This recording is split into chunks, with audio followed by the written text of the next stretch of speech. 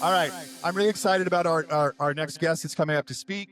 So I've known Aaron for several years. He's part of my inner circle investor mastermind. He has come, he's come to several of these. I don't remember how many he's come to, but Aaron is not a real estate agent, right? He's going to be talking to you guys about a lot of different sort of real estate stuff. He was in the middle of like a negotiation call when I just pulled him out there and said, hey, we changed the schedule a little bit today. So he's been out there cranking deals, does some really, really unique stuff. I can't wait to hear. So Aaron, please come to the stage.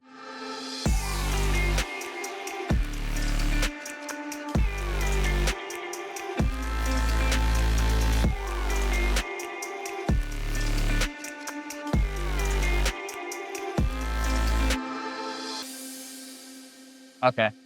So I'm hoping that after this, Aaron doesn't have to call my dad.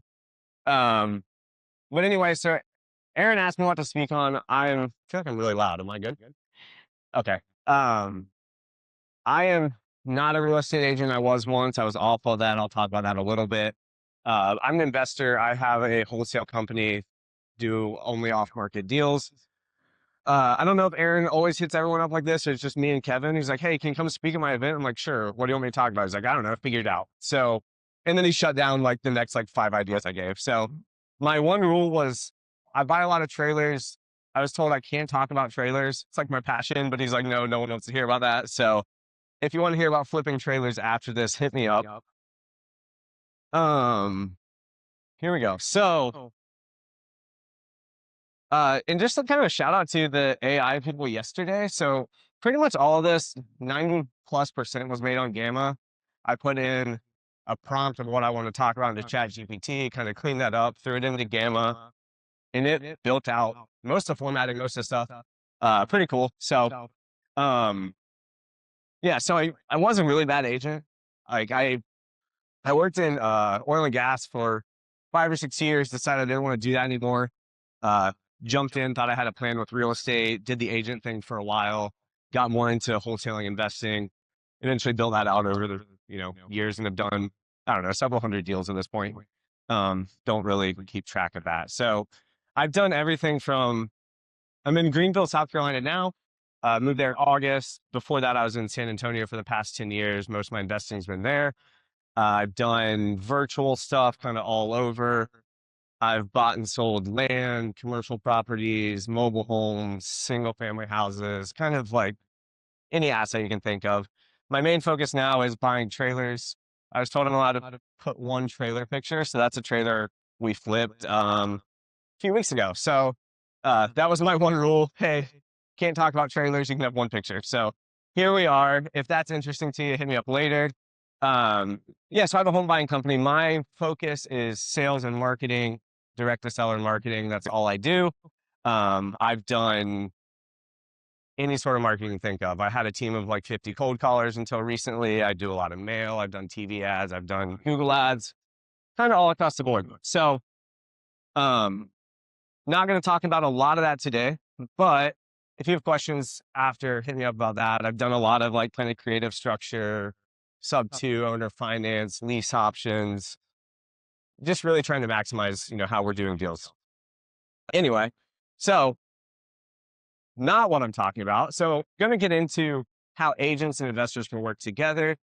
But this is something that has made my life a shit show for the past year. And I feel like if I don't tell people, this is probably the most important thing I can tell you.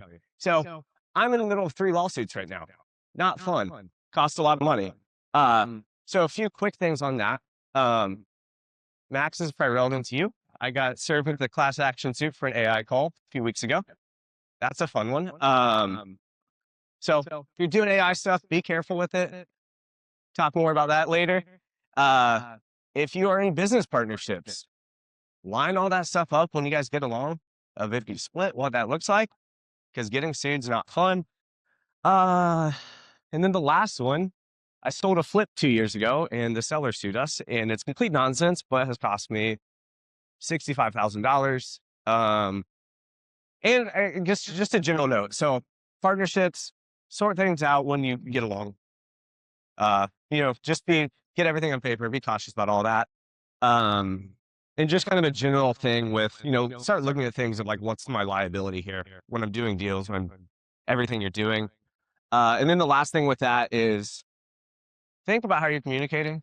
I was deposed last year, so like 3 hours of like them reading my text messages back to me, like, "Hey, you said this buyer's an idiot. Like, will you explain that to me?" And I was like, "Well, he is." But anyway, um, so now I'm like, "Oh, don't want to put that in a text message," because I look at things a little different. Of like, hey, if I have to explain this to a judge or jury, like, oh, maybe I shouldn't call this person a dumbass, right? Anyway, but hopefully that's not my topic. But if you take anything from this and you can think about some of those things, hopefully will save you down the road. Now that we got that out of the way. So I'm going to talk about how agents and investors can work together. Yeah. So in my world of wholesalers, most people think we suck. They think we're like super slimy, and a lot of them are, like, rightfully so. You think that. Um, and on my side, I think agents are worthless most of the time. Really, really good agents are great. But like, I had a wholesale deal a few weeks ago, and the agent like did absolutely nothing other than make everyone's life hard and got paid like $3,000 on it. Anyway, but like good agents are completely like valuable. So like Shelby, who's been here a million times, listed a house for me this year. I would have paid her like 5%. Like, I like did an amazing job, sold it for more than she should have sold it for. I was so glad to pay her on it, right? But then there's other times I'm like, these agents didn't do anything other than complicate my transaction. But I think there's value in really good investors, really good wholesalers, and really good agents. And can definitely work together. So I guess I show hands, like, who does any sort of like flipping, wholesaling, anything off market ish? Okay, quite a few people, more than I expected. Cool. So I'm going to get into kind of how Aaron wanted me to talk about the idea of, when you guys are going to listing presentations, of giving an option as as a cash buyer or a cash sale, in addition to, hey, I can list it, or, you can fix it up and list it, doing some of that. So that's kind of mainly what I'm going to talk about. So, when people need to sell, kind of three things they're after. In my world, they want speed and certainty, and they're giving up the maximum price for that. Most of your listings obviously are going to want the maximum price, but if you're only presenting one of these options, if you want to list someone's house and it looks like the trailer I showed on the front page and it's full of stuff, that's not going to be the best option. It's going to be hard to sell that to a retail buyer. And I think that's where we can come in, and where we can really collaborate is, I look at everything through an investment lens, and I think a lot of agents look through, hey, I can only list this. Like, what's the middle ground there? Or, hey, maybe I go look at something and like, hey, this is just best to be listed with someone. Like, let me connect you with an agent. Or, you go to a listing appointment and you're like, this house needs a ton of work. You have no money to fix it, and I'm not going to be able to sell it on the market like this. Maybe we get an investor involved, right? So the idea here is giving you another option other than just your traditional listing, right? So, and maybe you know this before you go to a listing appointment, or maybe you show up and you think it's, I don't know, maybe all your people are like very honest. People normally tell me conditions a lot better than it is. But I think the idea is giving you another option other than, hey, like, this is a listing, we're going to force that into that, bucket. So, the idea is, and even with nice properties, I buy a lot of like really nice houses.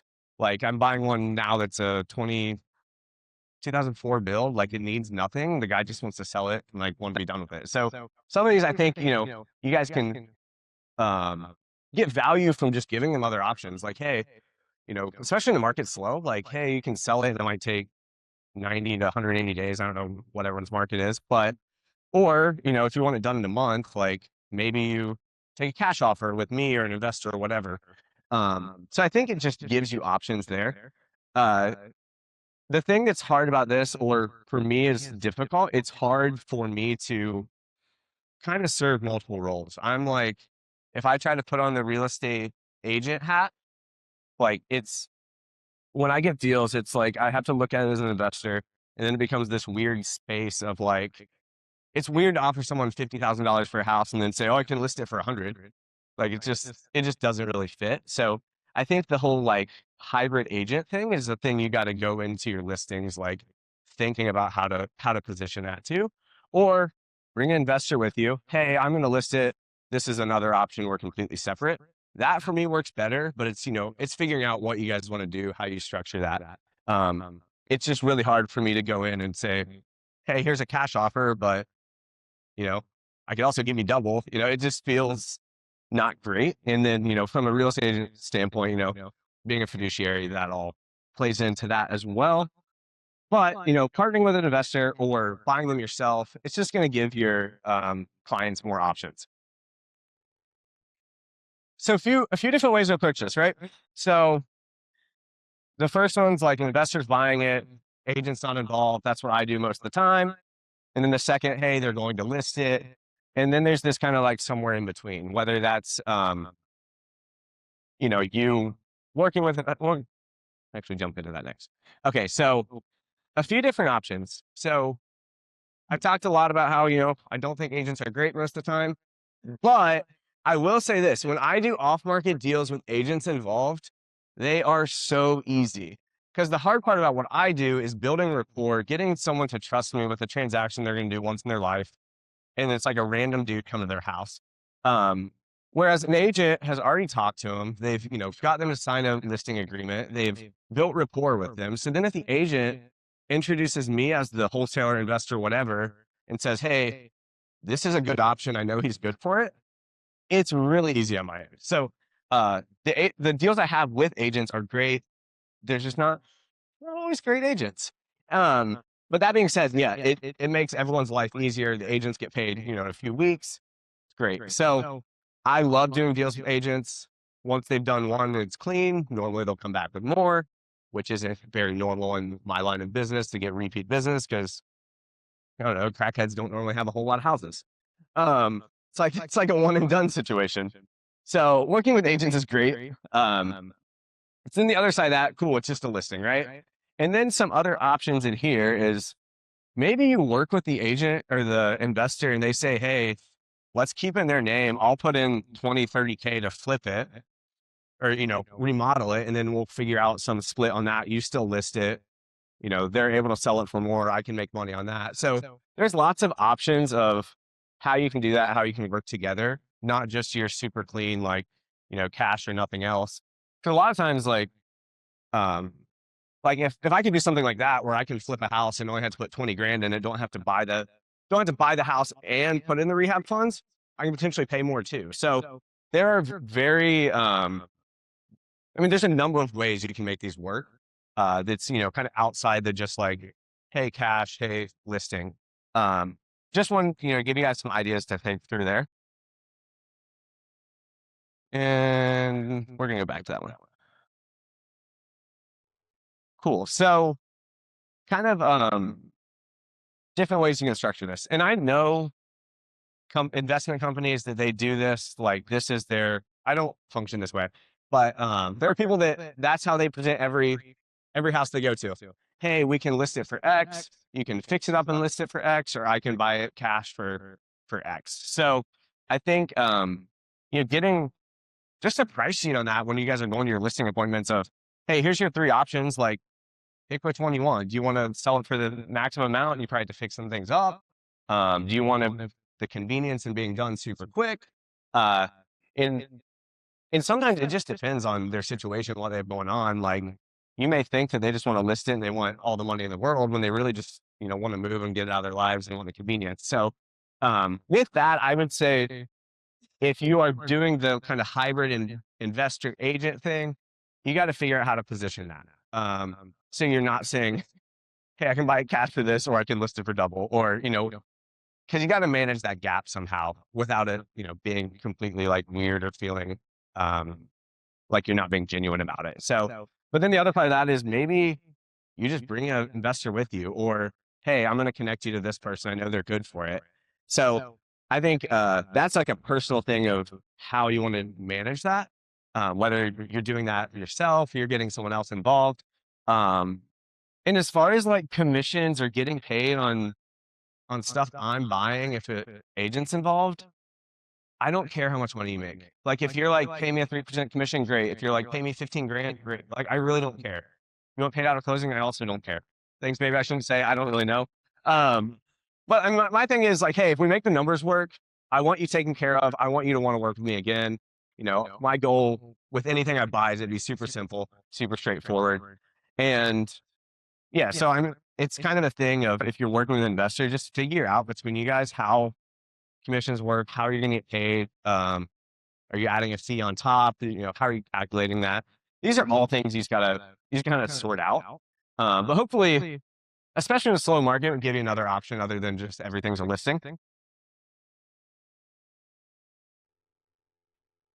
Cool. So I think this is the hard part, right? So there's so many slimy wholesalers, like they're everywhere. And I think the key is finding someone who honestly, I wouldn't be partnering with someone who's not going to like buy it themselves.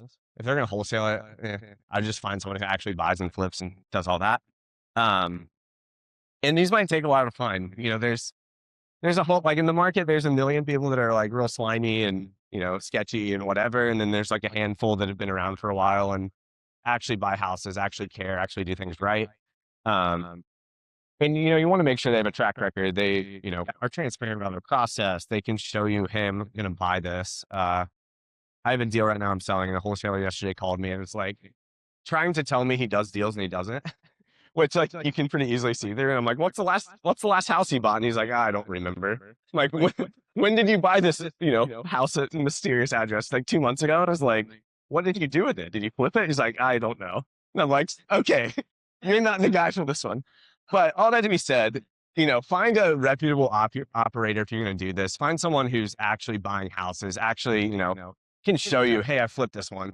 Because that's the thing too, like houses, they're super emotional. Like a lot of these people selling, like I'm selling people on the vision of like, hey, I'm flipping this. This is a house I flipped. And, I know this has been in your family forever. And this is what it's going to look like. And I've had like ones we bought and they want to come back and see it afterwards. And they're so happy to see how their house was transformed. So there's just a very emotional side of houses. So getting someone who's good and not sketchy may take some time, but there's good operators in every market. And we're going to go back to this that was out of order. The other thing that's really cool. So I have in San Antonio, we were decent sized operation. We were doing like 10 to 15 deals a month. And we had 2 agents that we worked with that probably on us alone made an extra 50 to 100K a year. They're listing our stuff at 1%, negotiate what works for you. Like I'm happy to pay like good agents, also like discounts, but figure out what works for everyone. But with that, we had an agent that listed all of our flip stuff and she knows that we want to sell. We want, like, we're not going to blow the deal up at closing. We want to get there as soon as possible. And she had no marketing to get listings from us. So it was super easy. We were spoiled because we should have paid her a lot more. And she was actually a really good agent. But that being said, no marketing expense. Hey, list this house. Ideally, we're going to sell it in 30 days or less. She knows we're not going to be petty about stuff. So if you can find some of those connections in your market, like it might be another revenue source that's not a ton of work for you. Or, that you're not going to spend marketing money on. And then we had another guy who was like a little grittier who would list our as is stuff. Same thing. Like, hey, we have this kind of beater house we're listing and he would do everything with it. And we were his primary business. So if you can find those people in your market, if that fits in your business, your personality, whatever, good opportunity there. But with this, I think there's a big opportunity to kind of combine your marketing with an investor. And a lot of the mail companies have products like this, where if I'm sending direct mail as an investor, hey, cash offer, whatever, it's going to hit people one way. Some people are going to respond, some not. If that's combined with an agent who's also looking for listings or, hey, I'm looking for houses in this area, people are going to respond different. So all types of marketing, the messaging, all that, people respond differently too. So I think there's a lot of opportunity of, hey, working with an investor and splitting marketing costs on, hey, we really like this neighborhood. If I buy it cash, you get paid this. If I list it, you get paid this. There's some opportunities there. So, and that can be anything. That can be cold calling. That can be mail. That can be Google ads. And just kind of working out, because there's people I talk to every day that the best option is listing it. And I'm sure there's people you guys talk to that, hey, don't list this. I'm just an investor. It's like an inherited house that needs a ton of work. So just some ideas for collaborating on that kind of stuff. Yeah, and honestly, that's pretty much all I got. So just some ideas there. Hopefully open you guys up to maybe just a different idea when you're going to listings or when you're talking to clients about other options other than, this is the only way to do it. So, find investors that are reputable that you can work with. If you're doing it yourself, figure out how to position that, how to communicate that so it doesn't come off weird. But I think in this market, I mean, there's just a lot of stuff. There's a lot of stuff sitting on the market. There's a lot of opportunities, for investors. Just lots of good deals out there if we can work together and not just think the other side is awful and slimy and horrible. So that's pretty much all I got. You guys have questions? Awesome. The great.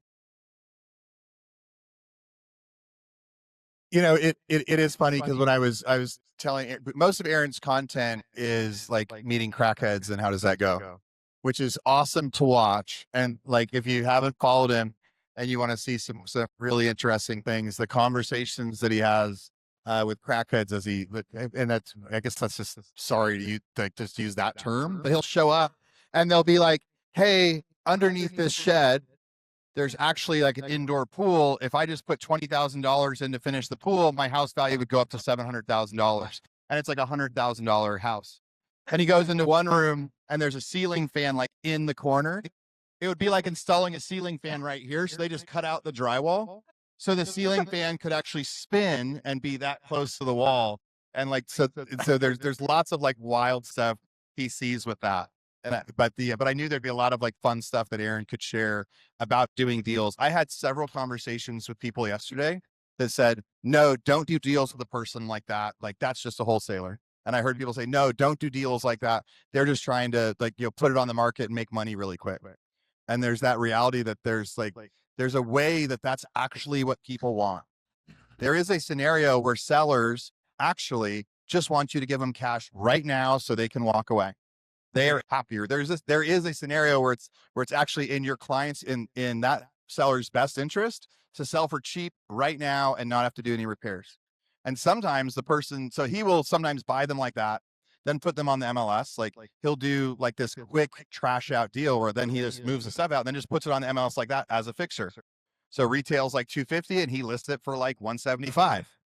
Because he bought it for $100, he lists it for $175. The person that buys that is planning to go flip it themselves.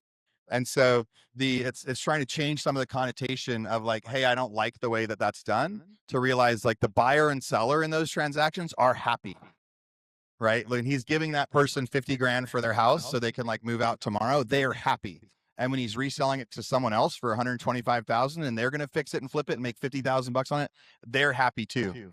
At one of my first slides on day one was showing that like investors have come back this year. The amount of investors that are buying property has doubled in 2025 compared to 2024. Those are a lot of kind of those examples. One of the things that you showed on there was like this hybrid agent approach. There's only a handful of you guys that were here on year one, but our very first presenter on year one said every time they go to an appointment, he said two things. They said, one, if you are an agent and you're not actually doing like wholesale deals or investments, then you're just working for tips. Which that hit us really heavy as we heard it. They said, if you are not also just doing deals, then you are working for tips. So those guys would show up to every listing presentation and they would say, we could buy your house for $150,000 right now, or we can list it on the market. Now we're going to have to schedule showings. We have to clean up your house a little bit. So as we'll put some lock boxes on there. And if we do it like that, we can sell it for 200. You're going to pay a 7% commission. So your net's going to be 170, or you can move out, put $20,000 in repairs in it, and we can sell it for 250. And then your net's actually going to be this. And they would present, these guys came from like the car sales world. Like when you show up to buy a car, they say, do you want to put $2,000 down and have a $300 a month payment? Or do you want $4,000 down and a $200 a month payment? They would go into those meetings saying, I don't care which offer that they accept. We just want them to accept one of them. And so sometimes people say, I want 150,000 now. And sometimes people say, I have no problem showing it on the weekends and cleaning it up. I'd rather net 175 in the next couple months. And other people say, yeah, I've got the $20,000. I can move. I'm already moving to this other house. I want to maximize it. Like, let's do the full remodel ourselves and do that. So like that idea of the hybrid model, when you show up, it creates these other opportunities. Because again, if you're doing what's in the client's best interest, and because you can even tell them that up front. My brother Matt, after the first one, he has done a bunch of those deals where he goes and presents and he says, I can buy it from you myself for 150,000, or I can list it for you for 225. And it'll take 90 days. And here's your net. And what do you want? And he gets plenty of people that'll say, just buy my house now for 150. And he says on the contract, I'm expecting to make a significant amount of profit by fixing this and selling it myself. Right. And it's just a full disclosure from the agent. So even as the agent, you can be doing those hybrid deals and representing your client with what's best for them by presenting some of those offers. So I think it's an important conversation to be able to have. A couple of people yesterday were mentioning like they're doing mailers and they're not having the success that they need. Aaron is the guy to hit up for mailers. He spends a crap ton of money on mailers. Right. And so there was times when we tried mailers and he told me what he was doing. He's like, we're spending like 30 grand a month on mailers right now. And the people don't call until they get the 7th set of mail from us. Right. And then it was like this big aha of like, oh, right. But he was getting a really high ROI on things like that. So there's a lot of like those little things. If mailers are something that you're into, talk to Aaron after the fact on like to get some of those tips, TV ads, the cold callers, things like that. But yeah, let's open up for questions. There was just so much stuff that I wanted to ask there. I'll jump in real quick too. And so also when I'm going to meet a seller of a house I'm going to buy, I'm literally approaching them. One, because like I have the abundance, I don't need to buy their house. I'd love to, but I don't need to. I have other deals, whatever. So I'm literally like, hey, my goal is for us to figure out what your best option is. If you're going to sell to someone quick and cash, I hope that's me. But like, if you meet with me and we figure out it's better for you to list your house, my goal is to be a puzzle piece. Sometimes it fits, sometimes it doesn't.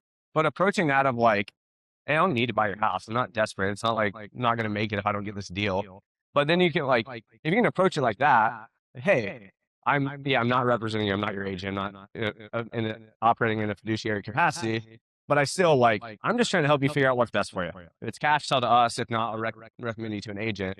But if you can approach it that way, honestly, on my end, it builds trust. If I tell someone to list their house and then they start convincing me why they don't need to, like, or want to, but then at the same time, if they talk to me, they meet with me, they trust me, and I'm like, hey, if I'm you, I would do X, Y, and Z, and maybe that's not selling to me, And that's stuff like that's how you get referrals in my world that don't really exist with referrals very much. But I think really approaching that from just the perspective of, hey, what can we do that's best for you? If you're an agent, hey, maybe the listing's best for you, maybe it's not. Like, let's figure that out. But really approaching that with hey, let me figure out what's best for you in this situation. Yeah. I think that's why Max's AI texting has been so successful too. It says like, hey, we can offer you this right now. And they say, oh, I really want to get 200. And we go, okay, you can get 200. Do you want us to introduce you to an agent that can help you get 200? So I think giving those options, we've seen it through the AI chats of it working. Aaron's seen it working. So who has questions for Aaron? Lots of them. All right. She's got one over there. Is this thing on? Tyler Lingle, I'm from Indianapolis. Aaron, we got the chance to talk a lot at Joe Rogan, Yep. so it was awesome. Just I would have had more questions for you last night if I would have seen this first. So it was awesome. I've actually done this model with some wholesalers. Done like the joint venture model, so it's I think it's an awesome strategy to use. I guess my question is, with the hybrid listing model and the cash offer, how should agents think about formulating that cash offer? Should we talk to the investor first, have them inform us of that? Or I would love to actually wholesale it. I'm not sure if that conflicts with the license. I don't necessarily want to flip it, but I do want to be able to formulate those cash offers. So is there a certain formula that you kind of recommend for that? Yeah, great question. So as far as wholesaling it, especially being an agent, I would just make sure you have disclosures on that, which shouldn't be that hard, but making them sign something disclosing, hey, I'm going to profit on this. I might sell it for more. I might do this, whatever. I would get a disclosure signed on that end. As far as how to calculate the offers, it just depends. If you are buying and flipping yourself and you're comfortable enough with that, I'd say do it on your own. If not, connect with a investor to help you out. And every market's gonna be different. Like what numbers people are going to buy at in San Diego is going to be different than Indianapolis. It's going to be different than Greenville or San Antonio, anywhere. So you got to figure that out. If you're comfortable enough knowing that, go for it. If not, involve an investor that, is looking and analyzing, making offers on deals all the time. Does that make sense?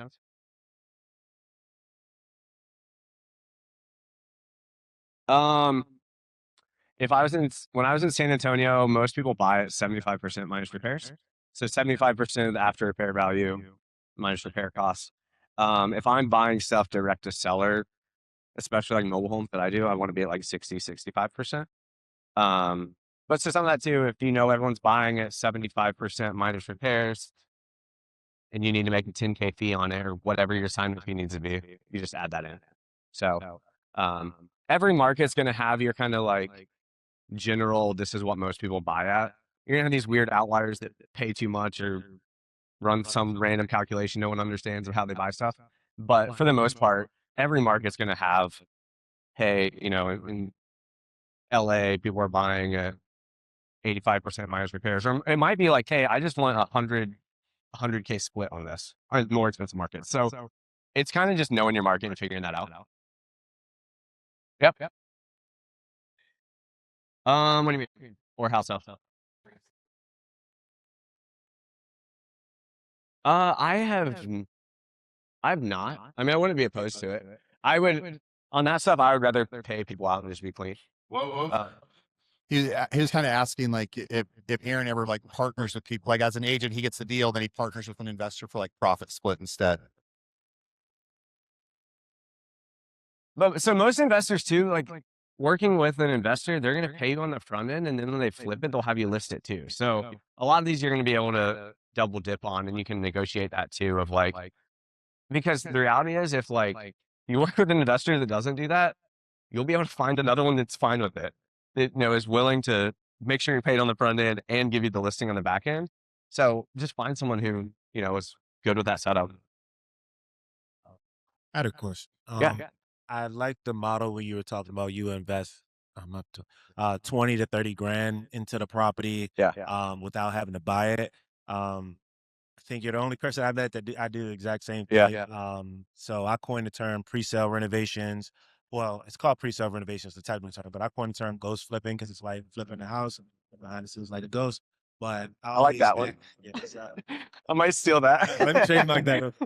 But like, I always get objections from agents because I'm really helping them, but they'll say, well, what happens if it doesn't sell?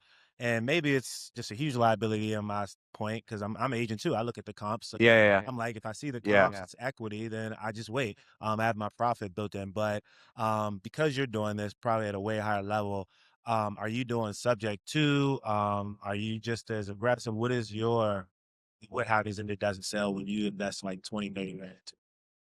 Yeah. So it's a great question. So several options. One, I'm going to be really cautious about stuff I do that on. And I want to do like a huge renovation.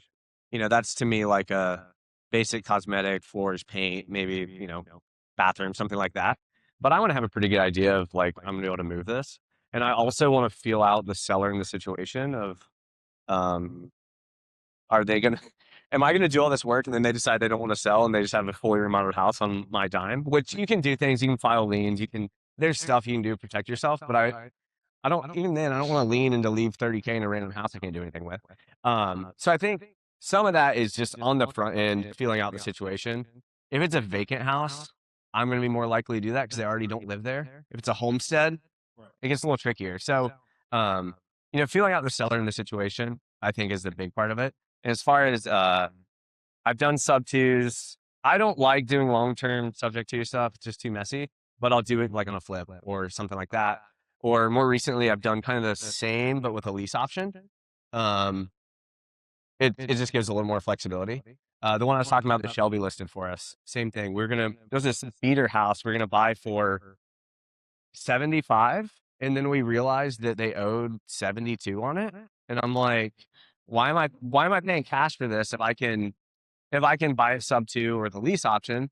So then we bought it with a lease option. I paid $5K to trash it out, 4 or 5 dumpsters, whatever. We listed on the market for 130, sold it the next day. So I was able to control that property and be able to sell it with $5,000 instead of putting $80,000 in it. So I look for some of that stuff of whether it's sub 2 or lease option. We did a lease option there because we were going to buy a sub 2 and they're like, oh, I don't really like this. I talked to my friend. They said that's scary and bad and whatever. Like, cool. We'll structure it the same way. I'll still pay.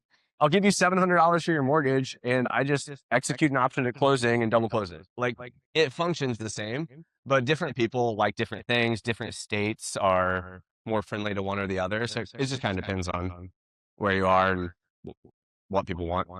Great. Let's give Aaron a hand.